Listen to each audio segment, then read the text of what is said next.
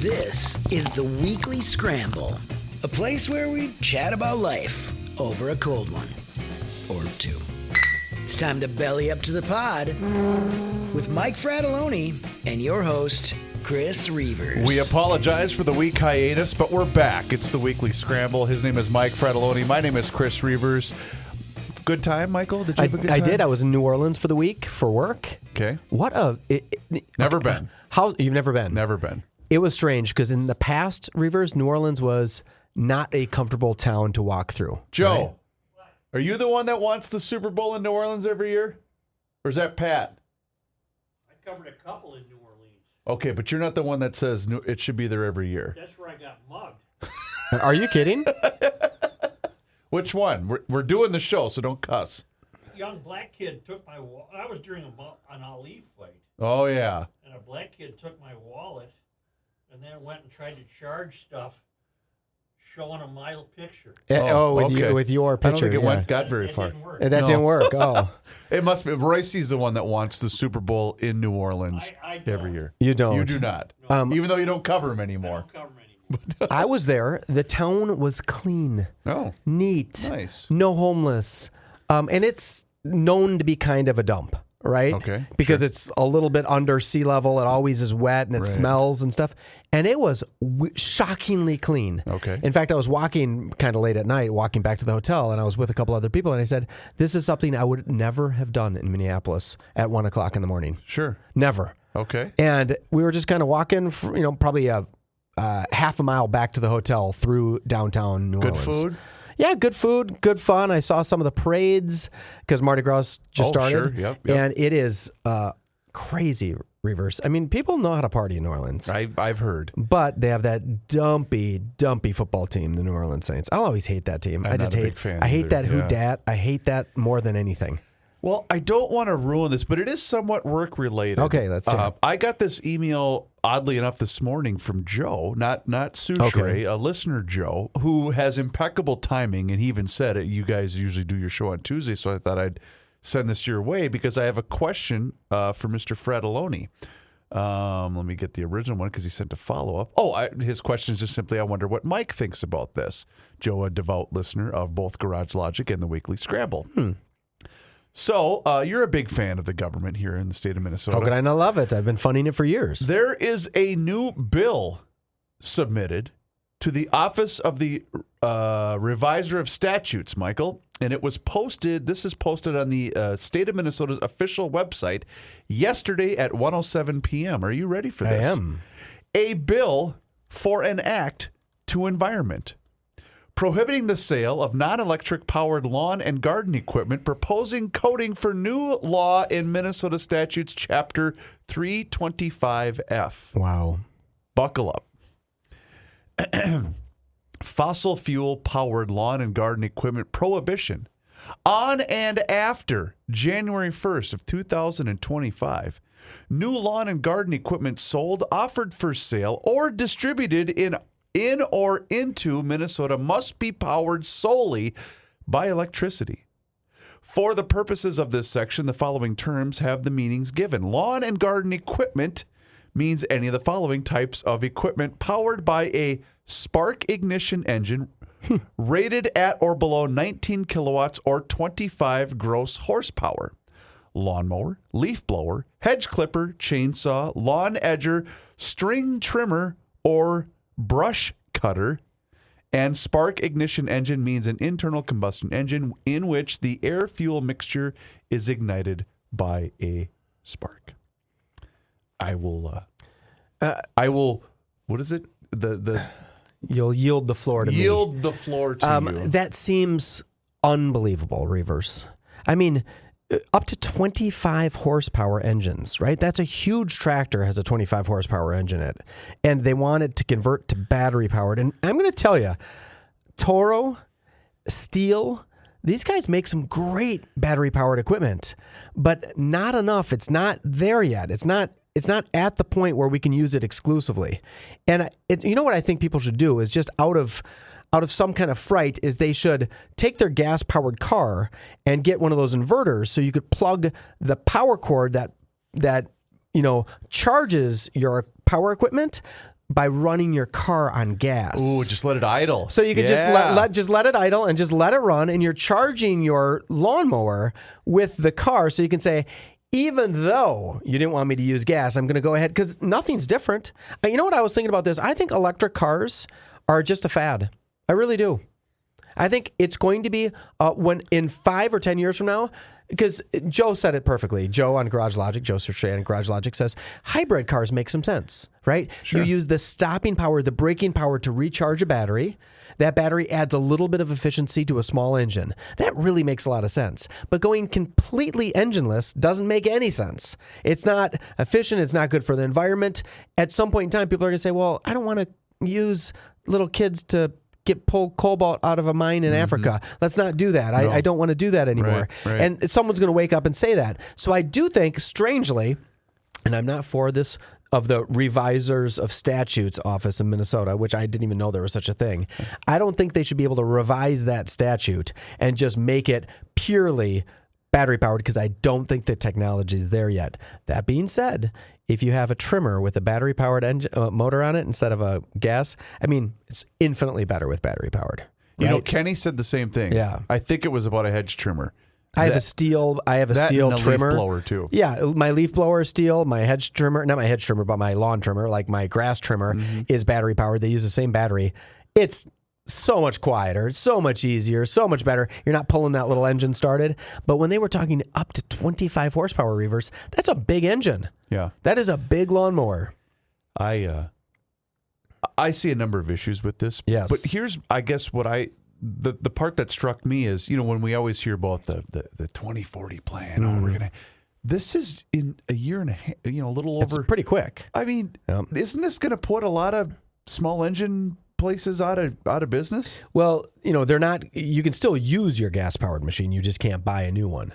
So for the next 20 years, people are going to service their machines. But how will this law, if it is in fact enacted and not... Oh, Toro has all the battery powered. But this will affect your bottom line. Yeah, we'll just sell battery powered ones. Oh, okay. Right? So I thought you'd be a little bit more outraged. I am outraged. I am outraged. But you know what you can do? You can only do what you can do. Sure. What should I do? I should run for office. And I should close down... Well, there's a guy in the other room that's been begging to do that for about 5 years. The Revisers of Statutes office. How could you... So if you have a statute, how is there a group... Oh, we just revised the statute. So the statute gets passed into law, right? And then we just go ahead and revise it. Right. Doesn't that sound like they'd have to... Nope. You have to go make a new law. You don't get to just revise that statute. No, you don't. It seems like that would be not what people are intending. Right? I don't know. Reuvers, I'm getting so tired of stuff like this. Oh, I don't know what to tell you. I could not agree more. I think there's just a day where it's got to flip. The pendulum has to come back. Kenny brought up, this whole wanting to redraw the lines and form a new state, right? So this has been a thing of his. And I've had this thought in the back of my mind for quite some time, and it basically started with a lot of the subject matter we have in Garage. Where can I go? Where can I live and raise my kids and have my family reside where I'm just going to be left alone? Yeah. I don't have to pay for all this crap. I don't have to be overtaxed. And where can I go? Just someone point that out, and where I can be left alone. And I'm just going to go move there for right now. And the sad part is all the people are moving to red states, right? Everyone's moving to Florida and Texas. And so many people are moving. Those are going to be untenable. And those are going to not be fun anymore, because everybody from California who says, oh, I don't quite like California, they're going to move to Florida. They're going to say, well hey, you can't smoke in a restaurant here. And then they're going to say, oh, yeah, now you can't smoke in Florida. You're seeing that influx right now to the state of Arizona. Oh, what's going on? But some of that ideology is coming with them. And they're going to just change the ideology of Florida, Texas, I think South Dakota. You know what Kenny should do, because I don't even think that's that bad of an idea about separating off a little bit of Minnesota. They should take Marshall, Minnesota, right? Southwest Minnesota. It's relatively close to Sioux Falls, right? Sure. It's right there on the border. And they should just say, we'd like to just punch ourselves right into South Dakota, because they have Schwann there, right? A couple of big companies, and they could just say, we're ready to leave Minnesota. And because I don't know, people read, these lines, they're not official lines in the state of Minnesota, right? We've agreed to these lines now, don't get me wrong, but there's not a line on the ground. We can move these. They've been moved many times over the 200 and some years. But to get that done, that'd be pretty tough. I don't know if it's that tough. Yeah, I think it would be pretty tough. I don't know. But the thing, and I'm sure that it would be, met with no objection, and everyone would discuss it civilly, of course. Of course they would.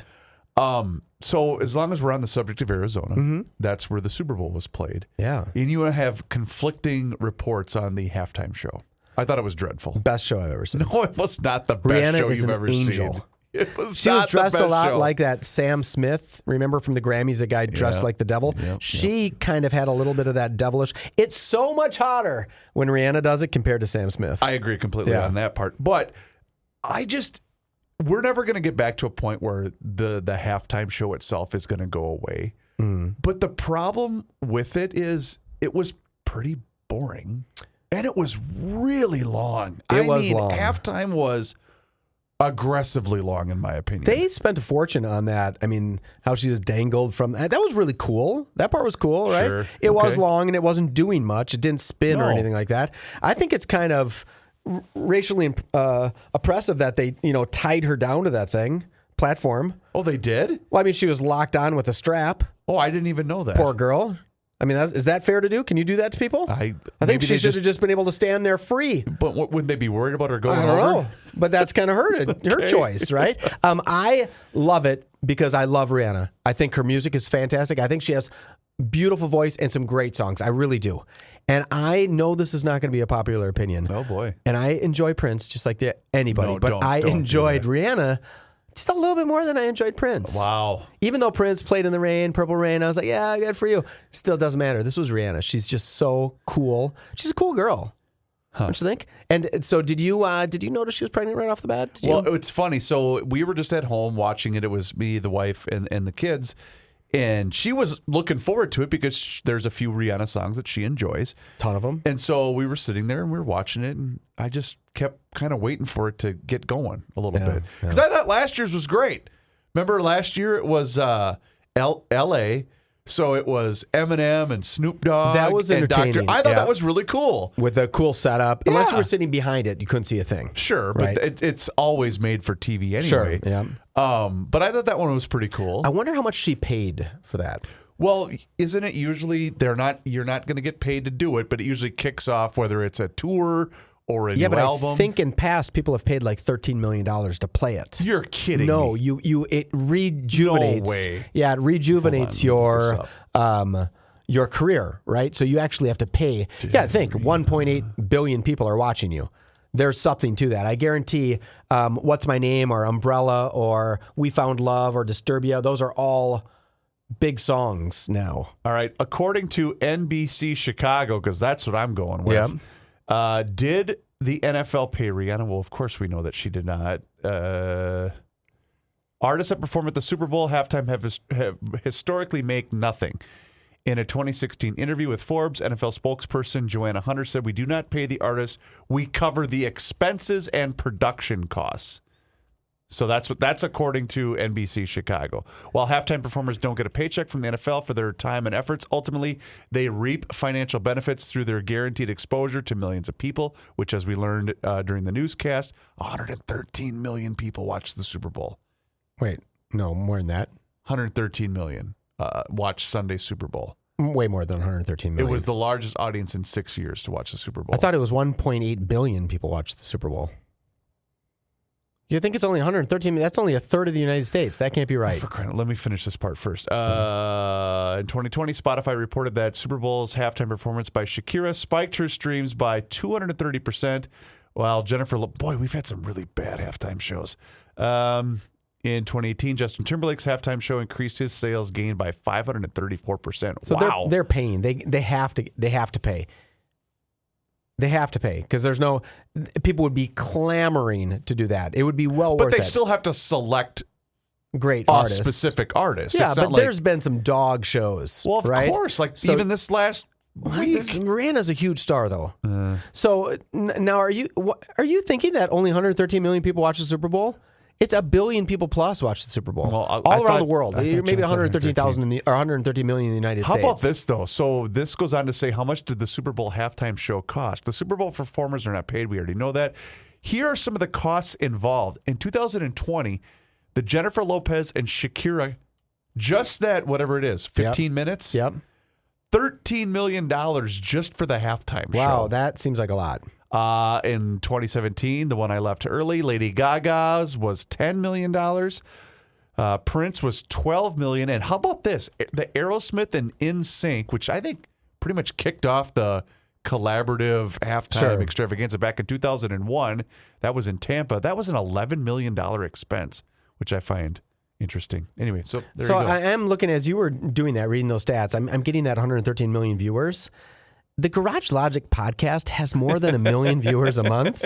I mean, what? I don't get it. That doesn't seem like that. That must just be nationwide. Okay, let's do a couple of commercials. Best Super Bowl commercials. There's 2 that stick out in my mind 100%. Do you remember anything from it? Vaguely. If you bring it up, I probably will. Oh, really? You didn't have one that was kind of interesting? I like the Dave Grohl one about Canada. That one was pretty good. That was good. But I'm a big Dave Grohl guy. What about the Tubi commercial? Oh, where it pretended that it was switching your screen? So we had a party for my mother-in-law whose birthday was on Saturday. Actually, it was yesterday. She turned 60. Okay. And everybody's looking at me like I'm messing with the remote because it jumps to Tubi and we were playing a little bit behind. So if you back out of it, you lose where you were at, right? So because we had paused and we did some things, right? And everyone's what? Screaming at me, and I'm like, "The hell's Tubi? Like I'm not doing it." That one was a great commercial. Well, here's why it's brilliant. Because it got everybody to react. It got everybody to react. Even at my house, because my son had the remote. Yep. And I even, what are you doing? He goes, I'm not touching it. I wonder how and many it took people. a split second. I realized, oh, it's a commercial. I wonder how many people had domestic violence cases for that, where they thought the wife was messing with you're bringing up something I wanted to get to. I mean, do you think that could have happened? I hope not. I hope not. But there's somebody who's quick to the backhand. I guarantee it. And they thought somebody might have touched the remote. Speaking of that, yeah. To everyone that fell, because I smelled this fraud from a mile away. To everyone that reacted over the viral clip of that clown bashing his television in at the end of the game because it looked like he was an Eagles fan. Okay. If you clearly didn't know that was a staged, desperate attempt at attention from some influencer on social media, then you're an idiot. Yeah. Because if you couldn't see that because I forget who's, oh my, did you see this? It's a fake. This guy's clearly. Everything's First fake of all, on the internet. he's not even wearing an Eagles shirt. If he was that, unless he had a ton of money on the game, why would he react that way? It could not have happened to a better team, though. I'm not a big fan of I Eagles. know. I was rooting for the Chiefs. Jalen Hurts, though, unbelievable quarterback. Sure. You don't think he's unbelievable? No, I can't stand the Eagles. Yeah, but he is great. And their coach has such a hateable face. And they did get completely shafted. 100%. That call at the end, that holding call, that was horrible. Okay, my second If he doesn't commit the penalty, I think that's a touchdown. Oh, no. Oh, yeah. I mean, the ball was thrown 2 yards Patrick out. Mahomes. Yeah, he might have. Yeah, you know what? That's valid too, right? So if they didn't call that penalty, if he didn't commit that penalty, maybe. Okay, my second favorite was the Doritos with Walter White. Oh, yeah. Have you ever watched? I bet you haven't watched Breaking Bad. I still have not yet watched Breaking I don't know Bad. what you're waiting for. I don't know what you're waiting for. You know, that's a good question because I don't either. I hate TV. And I've watched that series twice. And I barely watch TV. Yeah. It's so good. But there's the character who was that I don't know if you remember this. And I'm forgetting his name is Taco. I think his name is Taco. I might be making it up. Okay. That's not his name, but it's something like that. And he plays this methamphetamine using drug dealer on the show. Okay. And he was in this commercial. And he did it kind of exactly like the way he did it in the, he just has this intensity about him. And, he tries the Doritos and he's like, woo, woo, all cranked up. And he does that to Walter White on the show. That was a fantastic commercial. That had to be cost some bucks. So we had discussed traveling and I was also on vacation for part of last week. And there was one thing in particular that I wanted to mention to you. It was a great time. Cabo San Lucas, I'm sure you've been. Yeah, great place. Absolutely gorgeous part of the country. Gorgeous part of the world. Pretty easy to navigate in and out of, no problem. Well, it's basically a U.S. city for crying out loud. Yeah. I mean, it just is. So it was me and my beloved and another couple that we had gone down to make a couple days out of it, and we were walking on. See, the thing is that I know you know this, but when you go on vacation with my wife, people need to understand that you never sit down. Okay. You're constantly moving, and it's its own workout every day, which is fine. That sounds relaxing. Which is totally fine. So it's the first hint of sunlight hits our room at 6 something, and I hear the wrestling. Oh, hey, I grabbed her and I said, no. We are going back to bed. Sure. It's 6:15 in the morning and we're on vacation. I know, but the sunrise and the beach. And I said, honey, the beach isn't going anywhere. Yeah. We got plenty of time. There's no schedule. We don't have to be anywhere. Sure. There is we don't have the kids here. We don't have right. There's nothing saying that we need to get out of bed right now. But, okay, so of course, what do? Get out of bed. Get out of bed. Okay, put my shoes on. And so we go for the run on the beach. Oh, this is great. Isn't this fun? And which isn't bad because for the likes of me, I'm going to get fried right away. So I want to get this out of the way so I can get back in the shade. Yeah. And we're sitting there after the nice long run and let's go grab some coconut water. And this is great. And I was part of a little group that was sitting. What do they call those things where they're not beds, but you can sit there on the beach. They got the little canopy where you can watch the water, whatever those are called. Yeah, I'm forgetting. Anyway, it'll come to me. Okay, it'll come to me. So there's another couple, 2 of these bedside things away from us, but you can hear them clear as day. And she's a beautiful 20-something-year-old woman. Go on. With a young or 20-ish, 30-ish guy. Cabanas, thank you. And she was asking why the sand, or she called it dirt. Okay. How come the dirt is so flat by the water? Huh. And he was trying to explain that the tide comes in, and she kept looking at the water. She's saying, well, what do you mean it comes up at night? And I'm thinking, I need to buckle up and I got to hear this one. I am now all in on this conversation. I didn't know you people 15 seconds ago, but now I'm all in. Now I'm going to hear because this. I want to try to hear him explain to her the difference between the moon and the gravitational pulls. It was as if he was trying to explain nuclear fission. Really? She just couldn't wrap her head around the idea that the water was at this level at this part of the day, but it's going to be at this level at a different part of the day. I can see why she wouldn't get it, though, because the Earth being flat and stuff, she doesn't get that there'd be, any gravitational She was pulls. very pretty, though. She was very pretty. I get it. So been there, done that, right? I know. I think people think of me as sometimes not so bright because I'm so pretty. Yeah. So I was doing a little speech with my boss, right? And I can't but say something stupid. Like out of every hour that I talk, maybe even a little less than an hour, I'll say something silly. And one line over the limit kind of a deal? No, it was like that. But so I made this joke. So one of the gentlemen who was with us on the speech said, you 2 handsome gentlemen. And he referred to me and my boss, right? And I said, well, I know I'm handsome. But then I kind of pointed to my boss and I thought, Mike, just sip your mouth. Just stay. Right. And my boss is super smooth, super cool, right? He would never make that kind of error. Right. And so I had to live with the rest of my speech as we're sitting on this panel. And I had to live with it knowing that my boss is thinking, someday I'm going to karate chop you in the neck. I could just feel that. And he's a listener of this show. So, John, thank you so much. I think you're handsome. Right. May I... It's weird having a boss. I'm just going to go ahead and say that. I was going to ask, what has that transition been like? Luckily, everyone who's my boss at this new company is super cool, right? I'd get along. I would consider them all people I would be friends with outside of work. Gotcha. Right? Okay. They're all very cerebral, incredibly hardworking. I learn a lot from them, right? Because I was only doing my job at a certain level because it was just me, my dad, and my brother. I was just kind of doing it. And then they come in with all this new stuff that I had never done before. And I'm bright enough to be able to figure this stuff out, right? Sure. It's not something beyond me. But I also had a loose tongue. I could say whatever I wanted. And now I have to you've got to watch rein it in a little bit, right? I can't make a joke about anybody. I can't do that. So we were down at the Orgill convention, like the Orgill Distributors Convention, right? Down in New Orleans. Have you ever been to the New Orleans Convention Center? I've never been to New Orleans. So it is, that's right. So it is about 1 mile long, 0.8 of a mile long. Wow. And wide. So you walk that thing and you have 10, 12 miles in of walking from hardware booth to hardware booth. Wow. It is unbelievable that they put this thing together for a 3-day show. So if you're picturing the Minnesota Convention Center for the golf show, is that coming up? Yep. A week from Friday. Okay, week from Friday. It is 50 times that.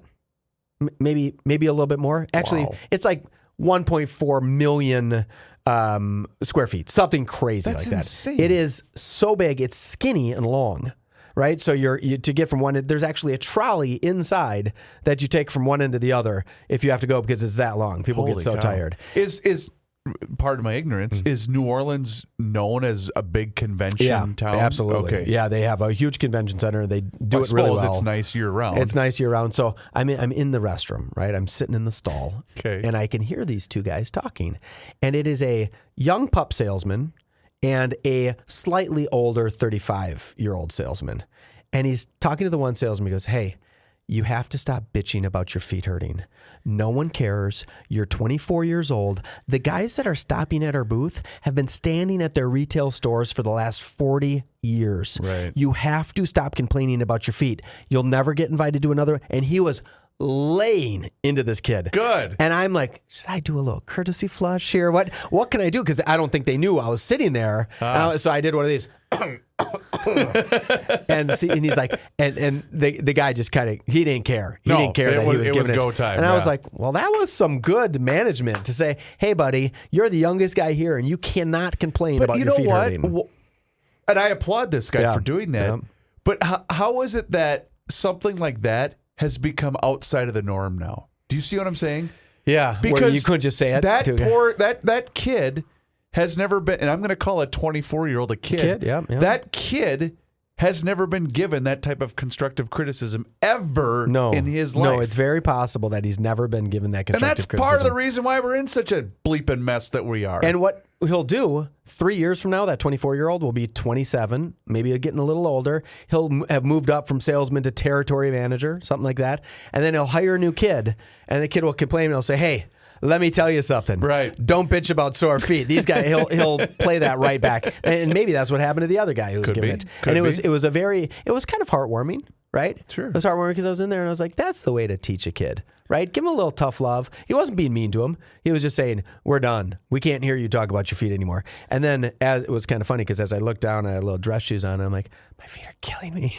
Like they were just killing me. But, I did walk 10 miles a day or 20 miles and when you that reminds me, so when you experience different things and traveling is one of them, there are certain points where you get humbled a bit. Yeah. And for me, it was much that same, I got to go for this long run on and then you come back and you're realizing, all the people that work here, they're living here essentially at this resort. Yep. And they're so thankful to have a job like this. And I can go for a couple mile run with. So, did you guys have a good time?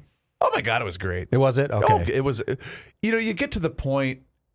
Were you able to relax? You're not much of a relaxer. Were you able I to? did the first couple of days, and then because we arrived late Friday afternoon, and then by the time you get settled in, it's dinner time, and then Saturday was great, Sunday was fun. By Monday, I was okay. You're ready to go. I'm ready to get back to reality. Did your wife cry at all because of missing the boys? Yes. Oh, really? Oh yeah. Big that's time. the best. Well, and I said. She's a softie, that because, girl. Oh, big time. Yeah. And she said, we should FaceTime my mom because her mom was watching the kids. And I said, are you sure? Because I said, how about we just make a phone call? Because I knew if she FaceTimed, she was going to lose it. Sure. And then I got to deal with that. Because she'll hold it together while the boys are on the phone. But as soon as she hangs up, she's going to lose it. And I thought, are you sure? Well, yeah, I'll be fine. Are you sure you want to do that?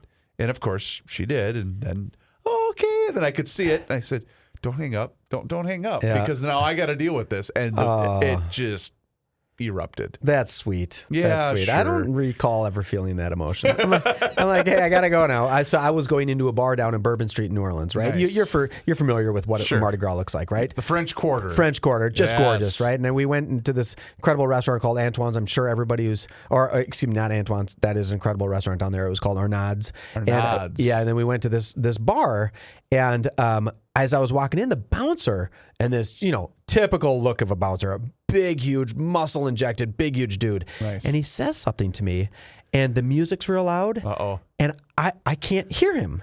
So I kind of just do one of these smiles at him, and and I'm dressed in like professional business attire, right? And but I'm carrying a drink in my hand, and I walk in, and he kind of grabs me and like kind of tugs me out, and he says something to me, and I said, "Man, I'm not trying to be disrespectful. I cannot understand a word you're saying." And then finally, I finally understand him later on that he wanted me to throw my drink, which was water, out into the garbage can outside. Don't come in with a drink into a different bar. And in New Orleans, you're just walking down the streets with drinks. But I had a water. I didn't think that would be the same thing as a drink, right? Sure. So I finally said, "Oh, man, I'm so sorry. I did not hear you." And so we're sitting there drinking for a little bit, and I see this bouncer outside, and I walk out there, and I said, "Hey, I just want to tell you, I've never been bounced out of a bar in my entire life. I'm not that guy. I didn't mean to be disrespectful. I just couldn't understand a word you were saying." He's like, of course, he was like, because no one says that to him. No one comes back to him and says, "Man, I'm sorry, I didn't." So he's like, "You do not have to worry about it." He all of a sudden, he's really my friend. I go in there. All of a sudden, we get a round of drinks. No. I'm like, "Who's that from?" And he said, "Him." We're hugging each other later on. No and way. he was a big dude. That's cool. And he had like this Creole accent. Couldn't understand a word he said. But I think it was just that treating him like a human, like, "Man, I'm sorry. I didn't mean to. I wasn't trying to be disrespectful. I couldn't hear you." Right. And he was like, "Oh, don't worry about it." And then now when I go back down there, I know I got a guy to get me into this bar. He won't remember me, but maybe he will, because he said, "Oh, the one guy who's ever nice to me because there's always this air in that town of like stuff could go wrong real quick." Oh, sure. Right. It's just like a blink of an eye away from total complete chaos. Mayhem. Yeah. I mean, it was super fun though. And I really like companies that have that work hard, play hard theory, right? Yes. These guys work unbelievably hard and they play really hard. Right? Not out of control. Sure. And so I brought some of my team down with me, and we had a meeting that started at 7:30. And everybody in the hardware business, like if a meeting starts at 7:30, you show up at like 6:45 and you hang out, and there is no 7:29 roll-ins. Right. So I'm there at like 6:55 having a cup of coffee, and I'm like maybe in the first half of people getting there. And then I feel so bad for my team because I didn't warn them to get there early. So they roll in about 7:20, which is totally an acceptable time to come in. Not one spot left in this meeting room. Oh, wow. They got a standing room only. And I was like, "Oh, I'm sorry, guys. I should have warned you. If you're got the memo. Yeah, if you're not an hour early, you're kind of late." So, and that's just how these guys roll in the hardware business. That's how everybody rolls in the hardware business. It's an impressive. You're on time and you're early. You're on time if you're an hour early. Right. Yeah, exactly. So traveling, but I remember what I was going to say. So the resort that we had stayed at, it's one of them all inclusive, right? Sure. Wonderful spot you got the breakfast, because I'm going to eat breakfast, and that's going to hold me all the way through till dinner, right? Okay, Because no I lunch, love right. breakfast food. I mean, you can if you want, but whatever. Sure. But I always love, and I was after of course the morning run, then you got to go back and you got to rinse off because you got the sand all over. Yeah. And then you got to grab your book and then get out by the pool, right? Because the pool area fills up super Sure. fast. So we're sitting there, and I brought a couple of books with to read, and it's 9:45-ish, and everyone knows the pool opens at 10, which means the drink bar opens Sure. at 10.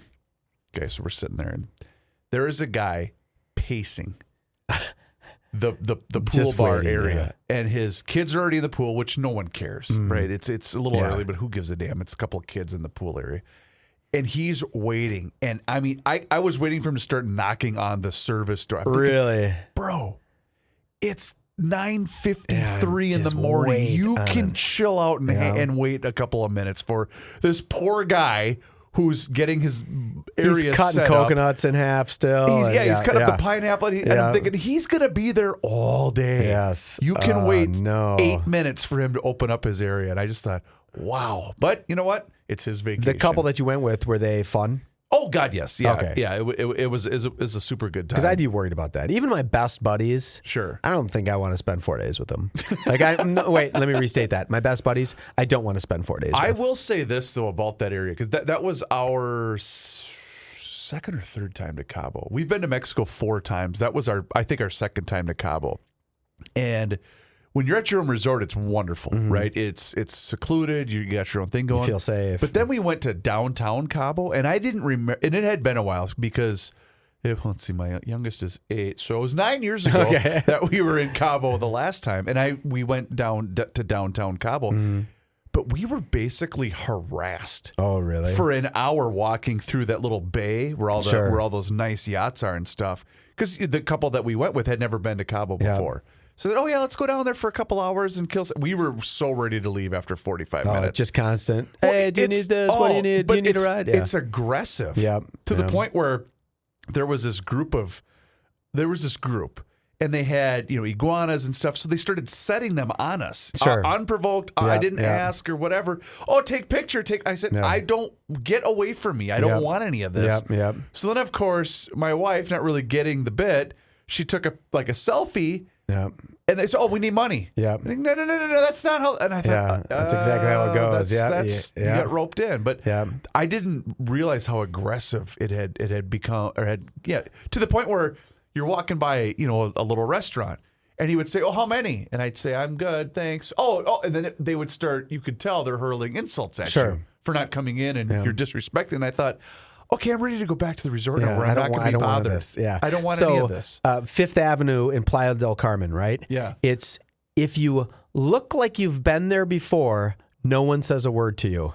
If you're going in from shop to shop, and if you pick up one bag at one store, then they are on you like, oh, that person was dumb enough to buy a sandcastle shot glass at that building. Now I'm going to ask them to do it at my building. Right. But if you just look like you have a destiny, like they have this instinct of that guy's going to a bar someplace, we don't need to stop him. Well, and I pretty much have a really good ability to pretty much ignore everything around me. Yeah. So I don't even respond to, "Oh, senor." Yeah. I would say to my wife and her friend, "Stop responding to people." Yeah. Why are you talking to them? Keep walking. It will not hurt their feelings No. if you say. And then You're one person of 6 million they're going to see today. Yeah, just they just walking. don't care. Yep. Yeah. So the guy was a good guy, but he was kind of getting you suckered in. Sure. Okay. I mean, it's do you want to go whale watching? Which of course we did. We did the whale watching. How was that?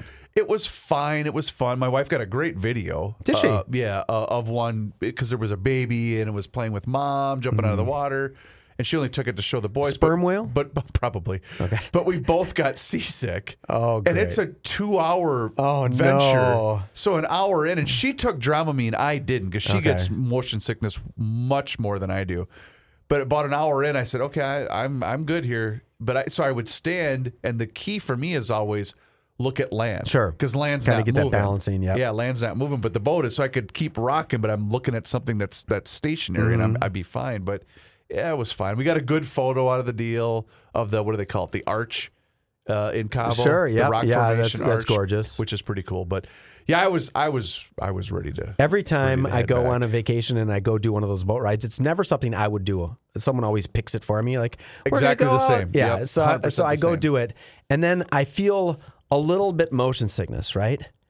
And I think I'm on a cruise ship in the beautiful Mediterranean or the Gulf of Mexico or wherever I am, and I'm feeling a little sick. And at one point in time in 1940, there was a guy who lived in a tube under the water trying to kill German U-boats. I mean, I'm thinking the people that had to be on a boat Right. in the Navy, and they couldn't just feel like, oh, I know I'm going to be done out of this gorgeous ship in 1 hour because my tummy hurts a little bit. It's Captain. Could you pull over, Captain? I need to get on some dry land for a little. I mean, I always just look at how did those guys do that, and I'm just too much of a wuss to be on a boat for an hour. In San Diego, they have a giant ship that's they do tours of, and I'll never forget this. Where you can we in fact took the boys. We were walking through. You're seeing the cafeterias and all sorts. And I'll never forget seeing the sleeping quarters on that thing. Where you get this tube all to yourself, huh? Where I would have to No one your crouch side could have ever done it. just to fit inside Yeah. of it. And that's where I had to sleep. No one your side could size could do it. Was that the Nimitz? Why do I don't wanna- remember the name of it. I kind of because I took that tour too. And first of all, you would hit your head every third step on something. I mean, all day there's pipes and when you think too, is you're sleeping in the corridor, like in the hallway that people are walking by all day long, and they expect you to just like, I'm going to just sleep on this little basket thing here. I don't know how they did it. Yeah. How they did it. Yet you and I can't make it on a luxury cruise ship for an hour. I'm getting a little- my tummy. I think that might have been bad Corona. I don't know. I can't take it. And the only other thing though that struck me was they say, you're gonna need to. So when we got to the airport to get there, because you never know customs and all that. But getting there, so we got there early, and which is fine because you're excited to go somewhere. But then coming back, we had, I believe, a 3:30 flight. So the transportation company that we're using, because it's all one big package, they said, we'll be here at 11 o'clock to pick you up. I'm thinking, 11 o'clock? The airport's 10 minutes from our resort. That seems like a long time. And it's fine because there's a bunch of other people that were traveling with us, including the couple that we were with. Okay. And they had an earlier flight than we did. Yeah. And I remember saying to Jess, and I said, should I just get us an Uber to get? Because I said, how much could it be? Yeah, because we're going to be sitting there for a while. Mm-hmm. She said, well, you don't know how long it's going to take us to check in because we were flying the hometown airline, in which there's one flight out of there. Yeah. So we sat at the airport in line, and no one was at the customer service desk. And I said, we could have just enjoyed our resort for 2 more hours, but thank God we got here right away. Yeah, I did. Sometimes I prefer to just go to the airport. Instead of I'd rather be 2 hours early than 15 minutes. Sure, on the way to Cabo, sure. I don't know. On the way back, I'd rather, let's just sit on let's just relax a little bit. Because we had the run of the place for the day anyway. Sure, Why not just wait a little bit? That makes sense. I mean, I get it, especially if it's just so close, right? To the point where, I'm not kidding, we got there and I saw the line. It took us 10 minutes to get there. Okay. 15 maybe. And I thought, I almost looked there and said, let's get back, let's get an Uber, go back to the resort. We still had our damn wristbands on. Yeah, we could still go have a couple drinks and relax. She said, it wasn't even that. I just didn't want to be at the damn airport with, because it was the Cabo airport's not big. No. And it was packed. Okay. Oh, that's comfortable. I just said, I don't want to be here. How did your hometown airline do? Did it perform well? They're fine. Yeah. In fact, they got, it was supposed to be a 4-hour flight, and because of the tailwind, we were home in 3.5 hours. Really? Yeah. So the getting back part was fantastic. Yeah, that's nice. I'm a big fan of Delta. I really love Delta. I think Delta does a great job. Sure. Going down to New Orleans, we back up, and they can't get one of the engines started. Oh, no. So I say to my dear wife, I said, some guy pulled up one of those new Chevy Broncos, those really cool things, and they just jumped it and got it started. And she's like, are you being serious? I said, honey, I'm so sorry. Like, no, they did not. They did not. And she knew. I think what, in reality, my wife's a bright woman. She pays zero attention to me. Sure. Right? So she all of a sudden heard Kinda Chevy just Bronco. comes out. So she's like, wait, what did you just say? So if she would have really just listened to me, she would have said, okay, quit being a moron. But I thought that was kind of a funny thing. But I don't recall being on a plane where like they say, and then the pilot said, hey, we don't know what's going on. It's not getting fuel. We can't get it started. We're going to pull back to the gate. He says, hey, I'm going to try to get us another plane because we don't want to take this when the engine doesn't start. Right? Okay.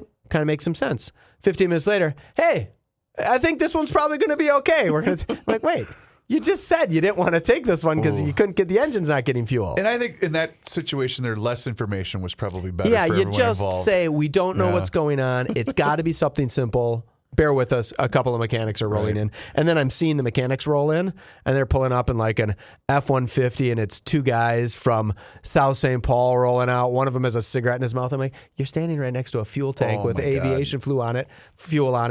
And he gets up, and he nails it, and they jump start that thing with their Bronco, and we're out of there. It was so good. Fantastic. Yeah. Well, welcome back, Michael. Thank you, Reuvers. Reuvers, you're the best. Please do us a favor, rate and review the show wherever you happen to be listening to the Weekly Scramble. We would greatly appreciate it. His name is Mike Fredoloni. My name is Chris Reuvers. We'll talk to you again next week. Until then, cheers. Get ready for your first Minnesota golf round of 2023. The 32nd annual 2023 Choice Bank Minnesota Golf Show returns to the Minneapolis Convention Center Friday, February 24th through Sunday, February 26th. Grab your foursome and check out all that this year's show has to offer. Free lessons from PGA professionals, great deals on apparel and equipment, plus your chance to sink a putt for $100,000. and so much more. Tickets and more information at minnesotagolfshow.com.